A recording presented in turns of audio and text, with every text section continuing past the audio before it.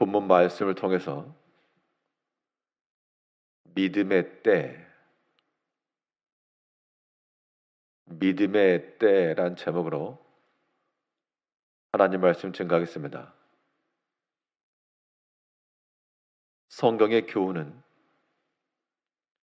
천하의 모든 범사 가운데 기한이 있다, 때가 있다라고 말하고 있습니다. 때가 있다라고 하는 것은 그 시점에 필요한 것이 있다는 겁니다. 쉬는 때 쉼이 있어야 되고, 또 식사의 때 먹을 것이 있어야 되고, 그러한 때라고 하는 것은 그때에 나타나야 될 것이 있어야 될 것을 의미하는데요.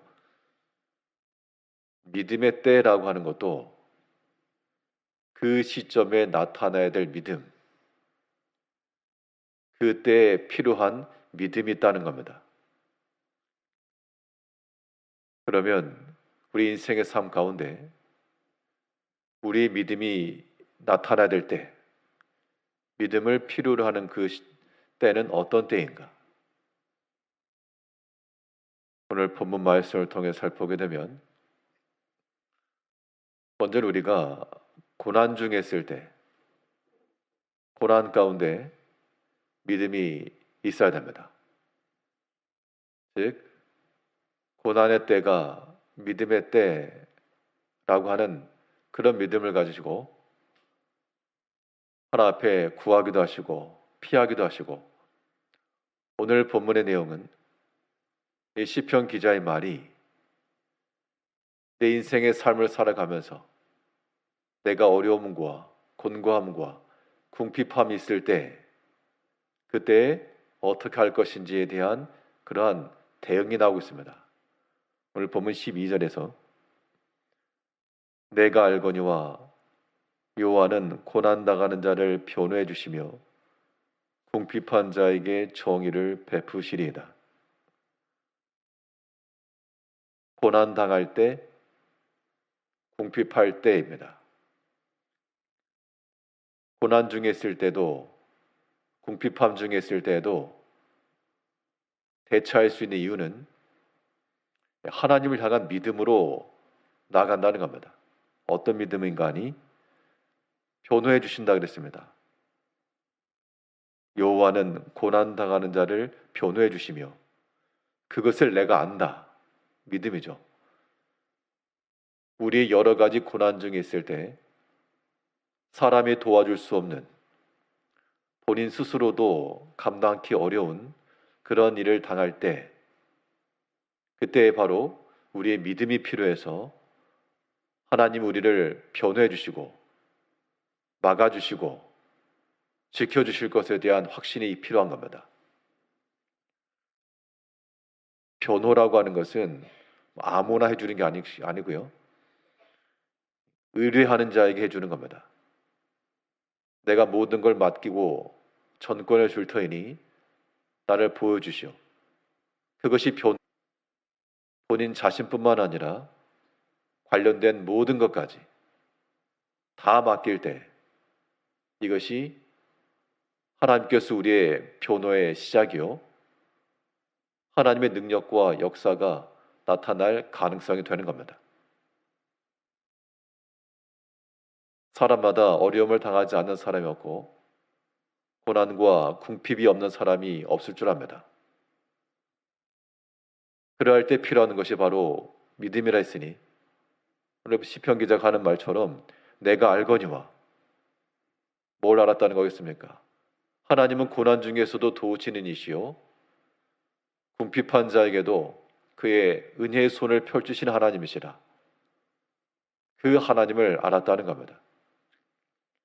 이제 우리의 삶 가운데서 어려움 없이 사는 것이 우리의 소망이나, 그러나 고난 중에 있을 때, 그때 하나님께서도 여전히 우리를 도우셔서 우리 찬송시에 있었던 것처럼 험한 풍파 지나도록 순풍으로 도우사, 그 고난과 고통의 과정 속에서 어떻게 지나갈까, 그런 마음이 우리 가운데 들어도 하나님께서는 순풍으로 우리를 도우사 그런 믿음과 그 확신으로 전적으로 하나님께 의탁하고 의지하여 참으로 하나님의 변호하심을 따라, 변호라고 하는 것은 변호인이 말해주는 것이 내 입장이 되고 변호인이 하라고 하는 대로 행하는 것이 우리가 할 일입니다.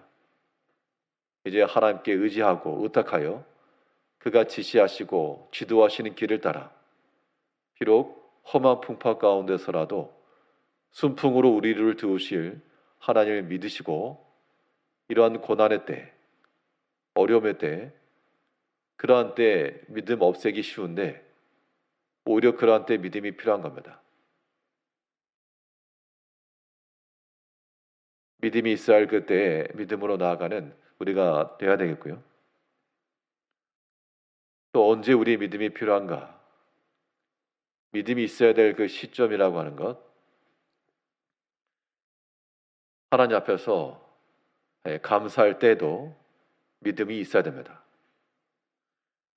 감사라고 하는 것이 본디 우리의 좋은 것과 유익한 것과 기뻐서 감사할 것이지만, 그러나 하나님 앞에서 하나님 안에서의 기쁨이라고 하는 것은, 감사라고 하는 것은 특별히 기쁜 일이 없을 때라도, 그럴 때라도 행할 수 있는 것이 바로 하나님 앞에 감사인 겁니다. 이 땅 위에 평안 없고 기쁜 일을 몰라도 주 예수의 참사랑을 내가 이제 알았네.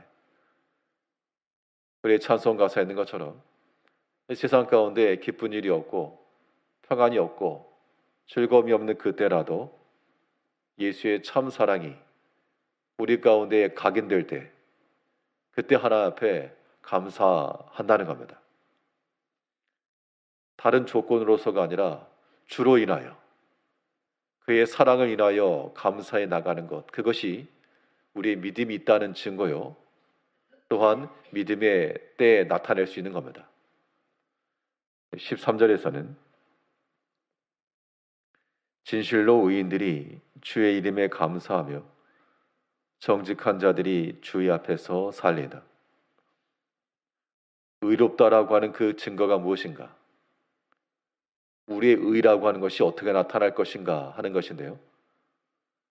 우리의 선한 행실을 통해서도 의로움이 나타날 수 있으나, 그러나 우리의 의로움과 믿음의 증거는 주로 인하여 주의 이름으로 감사하는 겁니다. 하나님께서 행하신 것이요, 하나님께서 주신 것이요, 하나님의 능력이요, 하나님의 은혜요, 주로 인하여 감사할 때 그것이 바로 우리 믿음이 나오고 있는 시점이요, 거기가 우리의 평화로운 피난처가 되는 겁니다. 하나님 앞에 감사의 삶이라고 하는 것이 우리의 믿음이 나타낼 자리인데, 무엇에 감사할 것인가?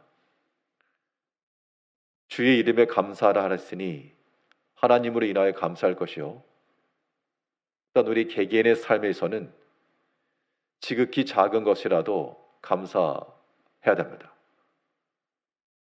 오늘 본문에서는 이 정직한 자들이 주의 앞에서 살 것이라 그랬는데요. 이 정직하다라고 하는 것을 단순히 속임이 없다, 그렇게만 해석할 것이 아니고, 속임과 거짓 없이, 사람이 보통 언제 속입니까? 작은 것인데 큰 것이라 말하고, 없는데 있다 말하고, 결국 사람이 자기 자신을 포장하는 겁니다.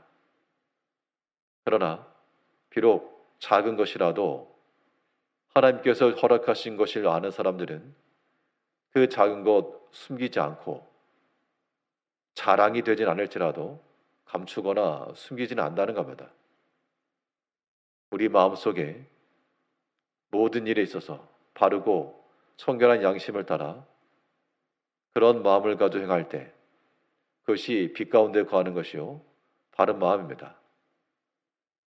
하나님께서 우리에게 허락하신 줄 알아 비록 작은 것이라도 지극히 감사하며 사람 앞에서나 하나님 앞에서 우리의 숨김없고 거짓 없는 믿음이 나타나도록 우리에게 다 약함이 있고 부족함이 많으나 이런 말씀들을 인하여서 우리가 하나 앞에 믿음이 필요할 때가 언제인가? 정직함과 진실함이 있어야 된다라고 하는 것은 그때 많은 믿음과 용기가 필요한 겁니다. 이제 우리의 삶 가운데 쉬는 때도 있고 일할 때도 있고 또한 음식을 먹을 때도 있는데 거기에 덧붙여 믿음의 때도 있습니다. 믿음이 나타나야 될 때 우리의 고난과 어려움 중에서라도 험한 풍파 중에서라도 우리를 순풍으로 도우실 하나님을 기억하시며 내가 비록 세상의 기쁜 일을 몰라도 주의 참 사랑을 깨달아 감사와 또한 지극히 작은 것이라도 하나님이 내게 주신 줄 알고 믿음으로 받으면 또한 하나님께서 우리 지키시고 변호해 주시며 때를 따라 도우신 은혜가 있을 줄 믿으시고 오늘 하루도 믿음 안에서 살아가시는 성도님들 되시길 바라겠습니다. 기도하겠습니다.